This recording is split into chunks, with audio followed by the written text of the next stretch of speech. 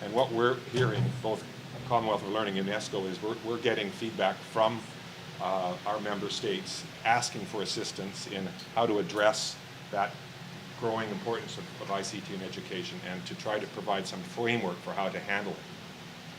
And so what we found as we've been working in the various countries in the Caribbean in developing OER and ICT in education policies is that it's not sufficient to just look at open educational resources. You really need to look at that in the context of ICT in education.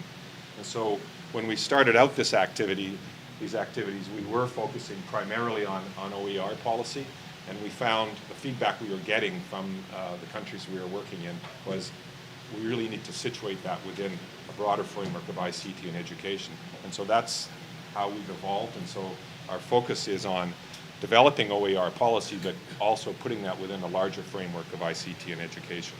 Participants, today you will be made more aware of OERS, and more importantly, we will go a step further to help in developing a draft policy for open education resources. This policy will represent the country's position with regard to the creation, use, and distribution of educational materials. This policy is very important in light of us achieving our goals and objectives in our White Paper 2009-2019.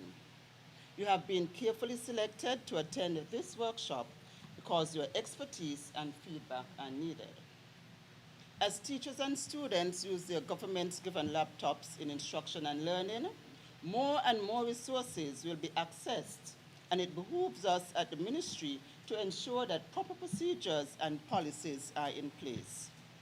Additionally, today's knowledge society demands that knowledge and skills play a major role in poverty reduction and the promotion of socio-economic growth.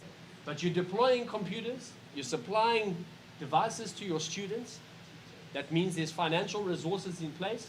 You're supplying devices to your teachers. Again, that means we've got at least enough money to get some infrastructure and equipment in place. You are high up the list globally in terms of internet penetration. Your connections to your schools are not big enough yet, but that's a solvable problem. And so you have all the elements in place that you need to leverage that to educational advantage. So our key objective here is going to be not how can we come up with grand new initiatives, but how can you consolidate the investments you've already made as a country and make sure that they have the educational impact that you want them to have. But again, I highlight these two key strengths. You have a small system, which means we can engage everybody. Number two, you already have most of the building blocks in place. So our focus can be on consolidating and leveraging those building blocks. One thing that I want to assure you with 100% certainty is that if we do not consolidate and leverage those building blocks, you are going to find that the ICT investment you have made will drain the budget of the country without any educational benefit. In fact, it will have the reverse effect that it will reduce quality. Because if the money is being spent on ICT that's not being well used, then it means that money is not being spent on something else where it could have been well used. And that means that the quality will actually go down. You understand what I'm saying? So that makes this, in my view, a critical two-day discussion. Because if we can work out how to leverage that investment effectively, then we can reverse that situation. We can see learning gains. We can see changes in the way in which classroom practice is happening. And I think the country can benefit tremendously as a consequence. And it's quick and it's easy. I want you to understand those two key messages. You have everything you need. We can move very fast. We don't have to wait. This is not a process where then we'll get you next March, next April, and we'll be deciding what we want to do. I'm going to draft a policy statement next week. The policy statement will come out to you all for you to review and to comment and to finalize. And I hand it over to the PS and the Minister, and they must take it to Cabinet and get it approved once they've got everyone's input. And we're having a briefing session with the Minister and the PS tomorrow at 4:30 p.m. after their other workshop finishes. And we're going to take them through the agreements that we reached so that I can make sure I've received the top political input into that document. But you'll get an opportunity to provide your input into that. And once we've got that in place, we can generate the master plan quickly as well. So this is not something that requires waiting and long processes. It can happen fast. And we need it to happen fast because we need you to leverage the investments you've already made.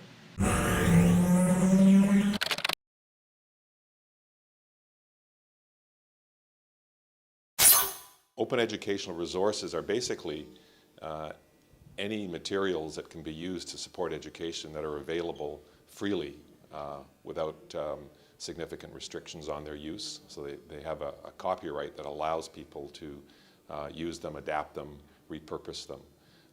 And when we talk about resources, we can be talking about something as simple as lesson plans and tips for teachers, all the way up to interactive multimedia resources that are available primarily on the internet, although an open educational resource can be a printed document. It doesn't have to be something that's digital. But increasingly, when we talk about open educational resources these days, we're talking about digital resources that can be accessed on the internet. I think it really depends on how the country decides to make use of open educational resources and the kind of policies they have in place to make that possible. And I think that's one of the key points or key issues around this policy workshop, is to try to ensure that countries have the appropriate policies in place that will allow the school systems, the educational systems, to make use of the vast resources that are available on the internet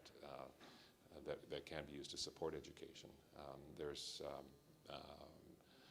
a number of benefits that come from that. I mean, the most obvious one is just the cost savings, because these materials are free.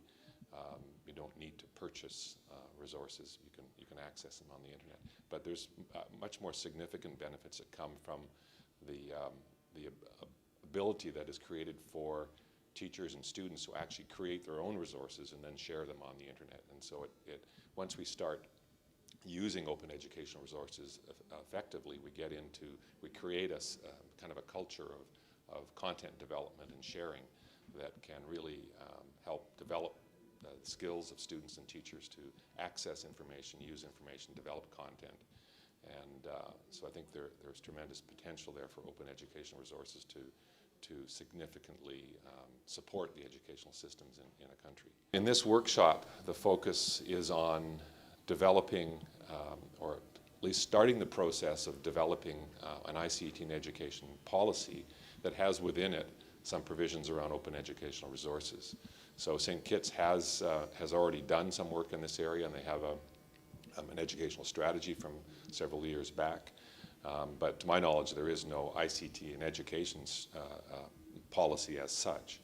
And so what we're hoping to achieve at the end of this workshop is to have actually a draft ICT in education policy that can be then sent out for wider consultation and revision, and then hopefully adopted within a matter of a few months, because we think we'll have made enough progress that we'll be able to actually start the consultation process around a draft ICT in education policy that has within it provisions specifically addressing open educational resources.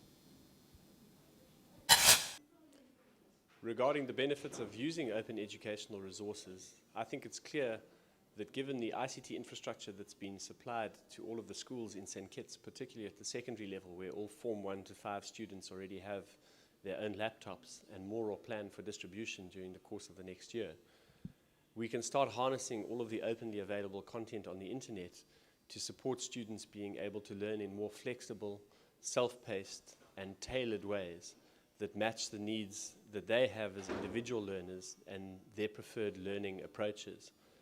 So I think that the key to using open educational resources effectively is really to focus first on the development of the skills of teachers to be able to design different kinds of classroom-based experiences which depend less on them lecturing content to students or referring them just to the prescribed textbook, and more on encouraging students to actually take responsibility for their own learning and use the resources of the laptops and the internet to find high-quality open educational resources and systematically use that to prepare themselves for the requirements of the different regional examinations, particularly in the first instance, the Caribbean Senior Certificate.